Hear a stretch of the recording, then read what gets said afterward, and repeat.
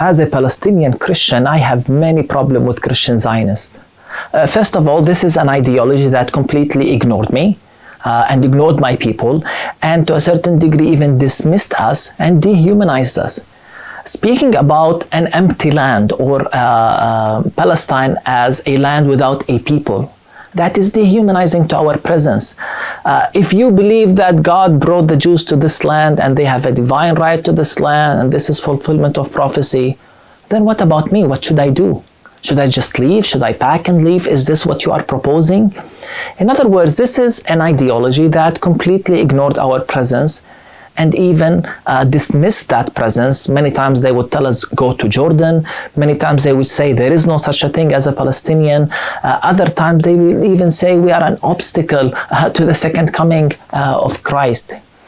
And in that process, they have ignored our rights. And maybe one of my biggest problems with Christian Zionism is that it is devoid of justice. Because what about the current military occupation to our land and to our people? What about the many injustices and the discriminative laws of the state of Israel towards Palestinians? I mean, it's a state that says that the right for self-determination is exclusive to the Jewish people only. How can you as a Christian support that? What about the rights of refugees to return, or about land when you confiscate land from Palestinian families, sometimes Palestinian Christian families, to build a Jewish settlement on that land? How can you be as a Christian okay with that action?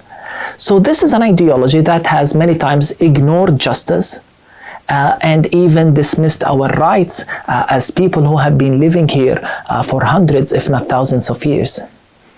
But then I have to speak as a Christian. Does the Bible really teach that? Because when I read the Bible and I look at the God of love, the God of grace who's manifested in Jesus Christ, I have to question that ideology. Is God really a God who divides people based on their race, or who decided 4,000 years ago that this particular people have an exclusive right to this land and they have an eternal possession and a divine right to a certain land, and this is how we solve the conflict? This is not what I read in Scripture about Jesus Christ, about the Christ who loves all people equally, about even the church in which there is no Jew or Gentile, and about the God of grace and mercy. The gospel of Jesus Christ has been discredited by these Christians who promote such ideologies.